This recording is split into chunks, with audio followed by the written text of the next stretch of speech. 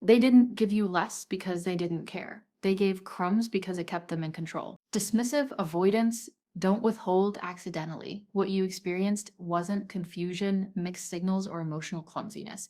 It was regulation. They ration intimacy because closeness threatens their sense of autonomy, and autonomy is the currency they protect at all costs. Crumbs aren't random, they're calculated enough to keep connection alive without letting it deepen. Just enough attention to prevent loss, just enough warmth to avoid guilt, just enough presence to keep the door open without ever stepping fully inside. In this phase, they show up inconsistently but intentionally. They respond but not fully. They engage, but never long enough for momentum to build. The moment emotional closeness begins to form, when conversations stretch, when vulnerability enters, when expectation quietly appears, they pull back, not dramatically, not cruelly, subtly. A delay here, a canceled plan there, a sudden need for space that seems reasonable on the surface, but hollow underneath. And because they frame it as independence or self-care, you're left questioning your own perception instead of their behavior. Crumbs feel safer than connection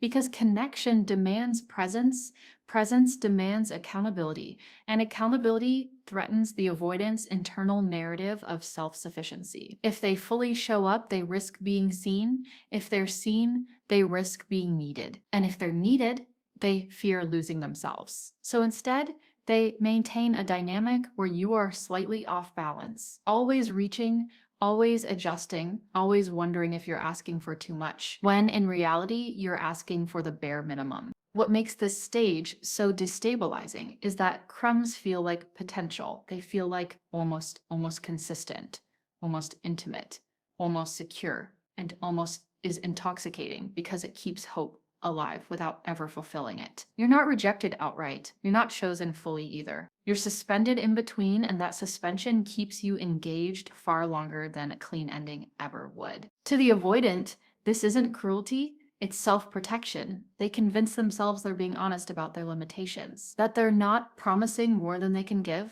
that you're free to leave if it's not enough. But what they don't acknowledge is the power imbalance crumbs create, because when one person controls access, pace, and depth, they control the relationship. And control feels like safety when vulnerability feels like risk. Crumbs don't ask them to change. They don't force self-reflection. They don't require emotional growth. They allow the avoidant to stay exactly as they are while still receiving connection, validation, and companion. That's why crumbs persist. Not because you accepted them, but because they worked until they didn't. You weren't too much. You were too real. Avoidants don't fear neediness the way people assume. They fear impact. They fear the internal shift that happens when someone's presence starts to matter, when someone's emotions register, when their absence would be felt. Your issue was never that you wanted too much. It's that you mattered more than they were prepared to handle. Your presence activated emotional mirrors they didn't ask for. You reflected back their inconsistency, their avoidance, their half availability, not by confronting them, but by simply being emotionally present. And that presence quietly exposed the gap between who they believed themselves to be and how they were actually showing up. Awareness crept in. Awareness they weren't prepared to hold. You represented a version of themselves they couldn't sustain, someone capable of deeper intimacy, greater consistency, real reciprocity. And instead of rising to meet that version, they minimize you to shrink the pressure. Because if you're too much, then they don't have to look at how little they're giving. If you're asking too much, then their avoidance doesn't need to be addressed. Labels become shields. So they downplayed your needs, reframed your expectations as demands, interpreted your emotional clarity as intensity. Not because you were overwhelming, but because you were clear. Clarity removes hiding places, and avoidants survive by hiding from their own emotional impact. This is the part most people misunderstand. Being enough was never the goalpost. No amount of patience, softness, understanding, or self-sacrifice would have suddenly made them feel safe with intimacy, because the threat wasn't you, it was what you awakened in them. A longing they couldn't admit, a dependency they couldn't tolerate, a depth they didn't know how to regulate. So they minimized you, not loudly, quietly, subtly, through inconsistency, through emotional distancing, through moments where you felt suddenly invisible after feeling close. And each time the message wasn't "you are unworthy," it was "I can't meet you here." But instead of owning that truth, they made it about your needs, because that's easier than confronting their limits. Value creates pressure. When someone low investment enters their life, avoidants feel relief. No expectations, no mirrors, no accountability. But when someone grounded, present, and emotionally available steps in, someone who doesn't chase but also doesn't disappear, pressure builds because now there's something to lose. And loss is terrifying when you've built your identity around not needing anyone. So if you were left feeling like you were never enough, understand this. You didn't fail to earn their depth. You encountered the edge of their capacity. And instead of expanding that edge, they retreated, because retreat has always been their survival strategy. You weren't too much. You were too revealing. Distance felt like strength until it stopped working. Avoidants believe control comes from detachment, not because they're manipulative, but because distance has historically kept them safe. Early on, it works. Emotional space prevents overwhelm. Pulling back reduces anxiety. Staying slightly unavailable ensures they never feel consumed or trapped. Detachment becomes their strategy for self-regulation, and over time, they confuse regulation with power. In the beginning of a connection, distance does create leverage. The less invested person dictates the pace. The one who needs less appears stronger. So the avoidant internalizes a simple rule: if I stay distant, I stay safe. If I pull away, I stay in charge. Control, to them, doesn't look like dominance. It looks like freedom from emotional consequence. This is why inconsistency isn't accidental. It's protective. When they feel closeness forming, they instinctively create space. When things feel calm again, they re-engage just enough to maintain the bond. This push-pull rhythm convinces them they're managing the connection skillfully, that they're in control of how close it gets, that nothing can touch them unless they allow it. But this illusion only holds under one condition: the other person must remain invested. Control through detachment only works when someone else is doing the emotional labor, waiting, reaching, interpreting, hoping. As long as you respond, adjust, and try to close the distance, their strategy succeeds. Your pursuit stabilizes the dynamic. Your presence absorbs the imbalance. You become the regulator of a connection they refuse to fully hold. What they don't realize is that their power was never internal. It was borrowed. It came from your willingness to stay engaged, despite the lack of reciprocity, from your capacity to tolerate ambiguity, from your hope that consistency would eventually arrive. Once that hope fades, the structure collapses. The moment you stop chasing, not out of anger, but clarity, the illusion cracked, because distance no longer created safety. It created absence, and absence doesn't regulate the avoidant nervous system the way control does. It introduces uncertainty, and uncertainty forces awareness. They didn't lose power because you became cold. They lost it because you became still. Stillness removes the feedback loop they rely on. No reaction, no pursuit, no emotional echo, and suddenly detachment doesn't feel like strength anymore. It feels like loss. They didn't miss you when you left. They noticed when you didn't come back. Your silence wasn't dramatic. It wasn't a tactic. It wasn't meant to provoke. It was regulated, grounded, final without being cruel. And that's precisely what unsettled them. Avoidants are prepared for emotional exits. They expect protest, emotional pursuit, one last attempt to be understood, a message asking for closure, a breakdown, a reaction they can dismiss as too much or proof that distance was necessary. Chaos confirms their narrative, but you didn't give them chaos. You didn't explain yourself endlessly. You didn't demand reassurance. You didn't collapse or escalate. You simply stopped reaching. And that absence carried a message far louder than confrontation ever could. You chose yourself without punishing them. This creates cognitive dissonance, the psychological tension that arises when reality contradicts belief. Avoidants believe that distance protects them and that others will chase. When you didn't chase, their internal logic broke, because now they had to face a new possibility: that your presence was a choice, not a dependency. They didn't feel pain immediately. They felt confusion. They noticed the lack of emotional noise, the absence of expectation, the quiet where you used to be, And because avoidance process emotion slowly and internally, the impact came later in fragments, a thought here, a memory there, a subtle discomfort they couldn't name. They replayed moments without realizing why, checked their phone more than usual, wondered briefly if you were okay, then wondered why they cared. That's the first crack. Not longing, not obsession, awareness. Your calm exit forced them to confront something they've spent years avoiding, the emotional impact they have on others. Because when someone leaves cleanly without blame or collapse, there's no villain to point to, no narrative to hide behind. Just a mirror. And mirrors are threatening to avoidance. You didn't disappear to punish them. You disappeared because you stopped abandoning yourself. And that distinction matters more than they'll ever admit. Because protest can be dismissed. Silence that comes from self-respect cannot. This is where regret begins, not as heartbreak, but as unease. A quiet sense that something important ended without ceremony, that something stable left without drama, and that maybe, for the first time, they didn't control the ending. They didn't miss you when you left. They noticed when you didn't come back. And once that realization settles in, distance no longer feels like safety. It feels like a mistake. Avoidants don't replay moments out of love, they replay them out of unresolved tension. Avoidants don't grieve the way anxious partners do. There's no immediate emotional collapse, no visible longing, no dramatic sense of loss. Instead, what happens is far quieter and far more persistent. Once the connection ends without chaos, without blame, without a final emotional eruption, the mind doesn't know where to file it. The story never closed, and the avoidant nervous system hates unfinished loops. They begin revisiting moments, not intentionally, but intrusively. Conversations they deflected when things got real. Messages they read but didn't fully answer.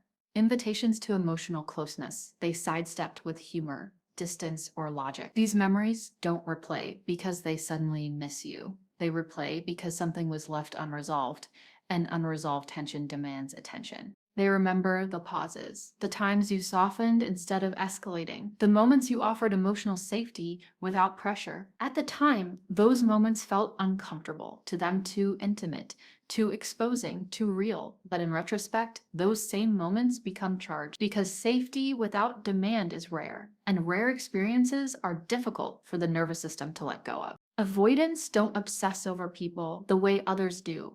They obsess over states, over how things made them feel internally, over the regulation they didn't realize they were receiving, over the version of themselves that emerged only in your ruminants. Calmer, more grounded, less defended. When that state disappears, the mind starts scanning backward, trying to locate where it was lost. This is the memory loop. It doesn't sound like longing, it sounds like analysis. They ask themselves why certain moments still feel vivid, why your absence feels different from others, why they're thinking about things they thought didn't matter. And because avoidants intellectualize emotion, they frame it as curiosity or reflection rather than grief. But underneath, the loop keeps spinning. They replay moments they withheld not because they regret the act of withholding, but because they're finally aware of its cost.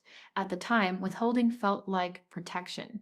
In memory, it feels like a missed opportunity. Not an opportunity to love, but an opportunity to stay regulated without armor. And here's the part that matters most. The memory loop doesn't resolve on its own. Avoidants need closure. They don't know how to ask for. They need emotional integration. They don't know how to perform. So instead, the mind returns to the same scenes again and again, trying to an emotional contract that was never consciously signed, but deeply felt. They don't replay you because they're in love. They replay you because something in them was left open. They can replace presence. They can't replace regulation. From the outside, it often looks like they've moved on easily. They date quickly, post casually, re-engage socially, fill their time with new faces, new conversations, new stimulation. And this reinforces the narrative that you were never that important, that they're unaffected, unchanged, untouched. But replacement doesn't serve the same function as connection. Avoidants use surface level engagement as distraction, not healing. Newness creates dopamine. Attention creates validation. Activity creates movement. But none of these regulate the nervous system the way emotional safety does. And regulation, not romance, is what they unknowingly associate with you. What they miss isn't you chasing them. It isn't the reassurance. It isn't the availability. It's how little effort it took to feel okay around you. How they could show up imperfectly and not be punished. How silence didn't feel dangerous. How space didn't need to be defended. That kind of safety doesn't come from attraction. It comes from emotional alignment. Surface connections require performance. Charm, consistency of persona, emotional distance, they must stay on. And staying on keeps the avoidant nervous system activated. There's no place to rest, no place to drop the armor, no place to be unguarded without consequence. That's why replacement doesn't quiet the internal noise. They might enjoy the attention. They might feel temporarily soothed. But underneath, there's a growing awareness that something essential is missing, and they don't know how to name it. Because to name it would require acknowledging that someone once made them feel safe. And safety implies vulnerability. And vulnerability threatens the identity they've built around independence. So instead of missing you, they miss the absence of strain, the lack of pressure, the calm that existed without effort, and that absence becomes loud precisely because nothing else replicates it. They begin to notice the difference, how interactions feel heavier now, how they're more irritable, how they retreat faster, how they feel more alone despite being surrounded. And slowly, quietly, the comparison forms, not consciously, somatically. This is when the narrative shifts internally. They realize they didn't lose just a person. They lost a form of regulation. And once that realization lands, no amount of replacement can undo it because regulation isn't interchangeable. It's relational, it's specific, it's built through consistency, safety, and emotional attunement. The very things they didn't know how to value until they were gone. That's why your absence doesn't fade, it echoes. And the louder it becomes, the more they're forced to sit with the truth they've been avoiding all along. That detachment didn't protect them, it deprived them, not of love, but of peace. They didn't want pursuit, they wanted permission to want. This is where the dynamic quietly flips, not dramatically, not all at once, but unmistakably. The avoidant who once dictated distance now feels unsettled by it. The silence that once felt empowering now feels intrusive. And the space they created to feel safe begins to feel like something they're excluded from. They start checking your energy, not overtly, but intuitively, watching how you show up, if at all, sensing whether you're open, neutral, or closed. Avoidants are deeply attuned to emotional shifts, even when they pretend not to be. And your grounded absence sends a signal they weren't prepared for, you're not waiting, so they test contact. A casual message, a soft reach, a just checking in.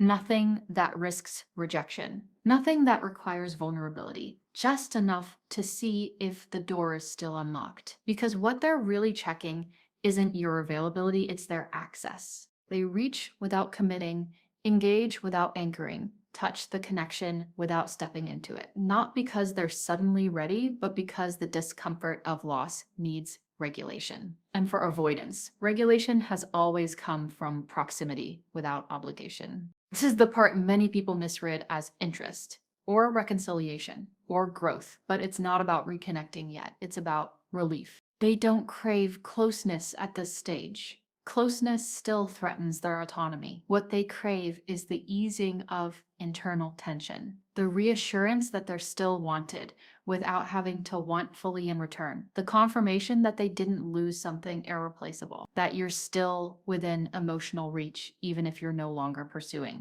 And here's the irony. They didn't want pursuit when you were offering it. They wanted permission to want without pressure. And now that you're no longer chasing, that permission finally exists. Your non-pursuit creates space for their desire to surface. Not because you pulled away strategically, but because you stopped performing emotional labor for two. This role reversal isn't about power. It's about exposure. Because now they're the ones wondering, the ones hesitating, the ones monitoring instead of being monitored. And that unfamiliar position destabilizes them more than intimacy ever did. They're not reaching because they're healed. They're reaching because the absence disrupted their emotional equilibrium. Regret becomes obsession when the self can't reconcile its own avoidance. This is where it deepens, internally, invisibly, and often silently. The avoidant doesn't suddenly become expressive or emotionally fluent. Instead, something more unsettling happens. Their self-concept fractures. They begin to realize things they can't unsee. You didn't need them to stay whole. You didn't collapse without them. You didn't spiral, beg, or chase closure. Your stability becomes undeniable. And stability is confronting to someone whose identity has been built around being the one who leaves first, pulls back first, needs less. Because if you're okay without them, truly okay, then the story they've told themselves about control starts to unravel. Avoidants rely on denial to survive emotionally, denial of impact, denial of attachment, denial of loss. But your behavior removes their ability to deny. You didn't react the way they expected. You didn't perform pain for them. You didn't validate their narrative that distance was necessary because closeness was too much. Your grounded response exposes the pattern. And exposure creates obsession, not because they want you back, but because they can no longer escape themselves. They're forced to sit with the contradiction. They wanted independence, but now they feel unsettled. They believed detachment protected them, but now they feel empty. They assumed you needed them more than they needed you. And now that assumption has collapsed. This is when regret stops being situational and becomes existential. They don't just regret losing you. They regret the way they navigated connection. They regret the version of themselves that couldn't stay, and that regret has nowhere to go. Avoidants don't process regret outwardly. They internalize it. They loop it.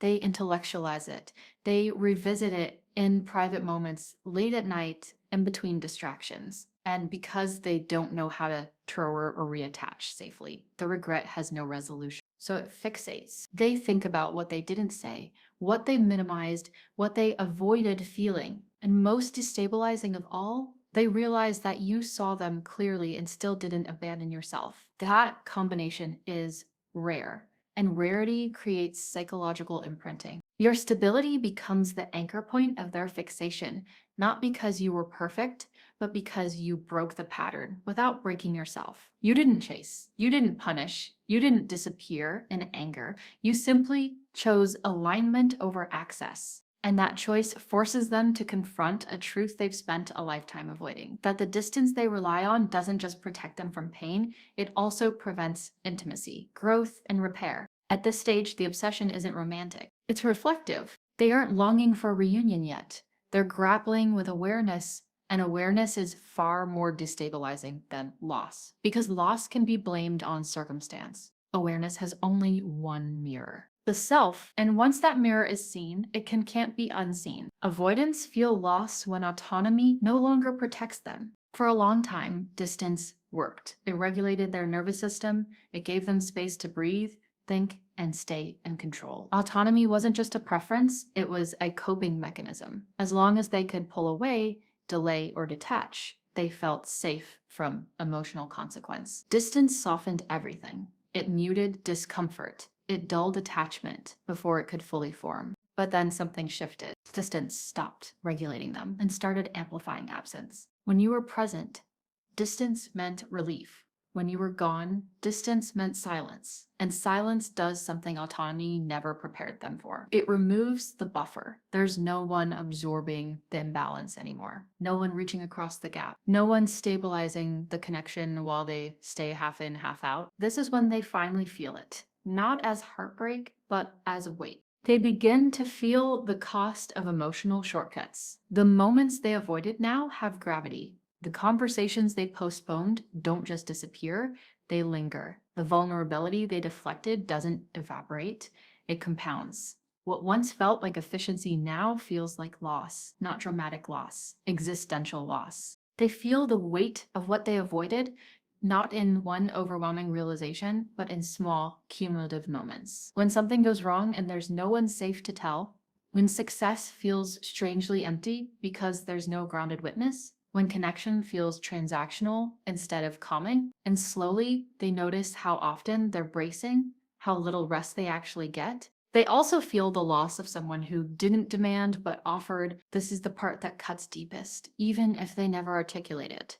You didn't require them to perform emotionally. You didn't insist they be someone they weren't.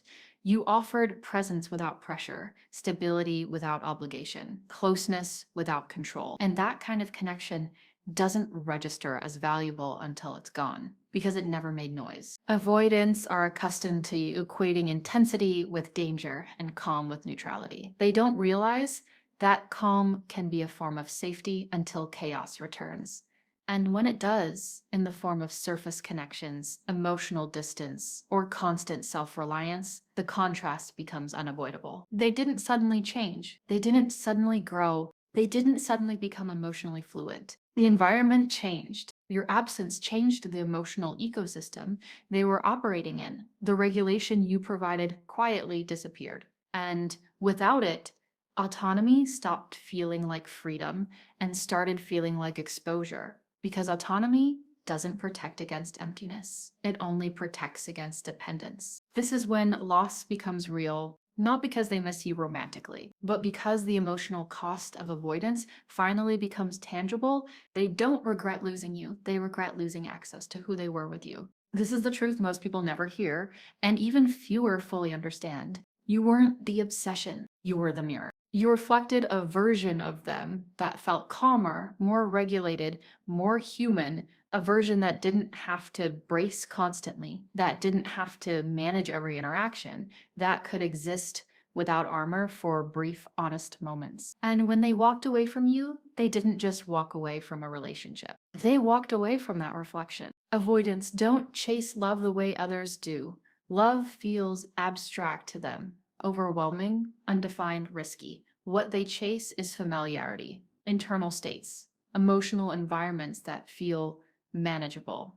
And you represented a rare environment, safety, warrant, pressure. When they lose that mirror, they don't immediately grieve you. They grieve the internal coherence they felt in your presence, the quiet steadiness, the reduced vigilance, the sense that they didn't have to disappear to be okay. That's why regret doesn't look like pursuit at first.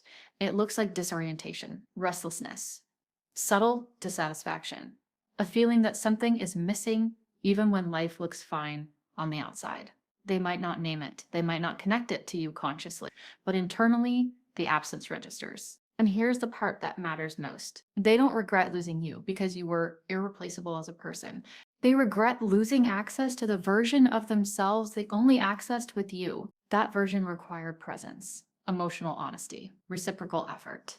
And while they couldn't sustain it at the time, its absence now feels like a loss they can't outsource or distract away. So when avoidants circle back mentally or emotionally, it's not always about reunion, it's about reconnection with that internal state, that calm, that grounding, that sense of being known without being trapped. They chase relief. They chase familiarity. They chase regulation. And sometimes if growth happens, real growth, not reactive discomfort, they realize something deeper, that the mirror they walked away from wasn't asking them to lose themselves. It was inviting them to become more whole. You were never meant to be chased. You were meant to be felt. And once that truth lands, once they understand that safety didn't come from distance, but from connection they didn't have to perform for, the regret becomes permanent. Not loud, not dramatic, just quietly undeniable, because mirrors like that are rare. And once they're gone, everything else feels a little less real.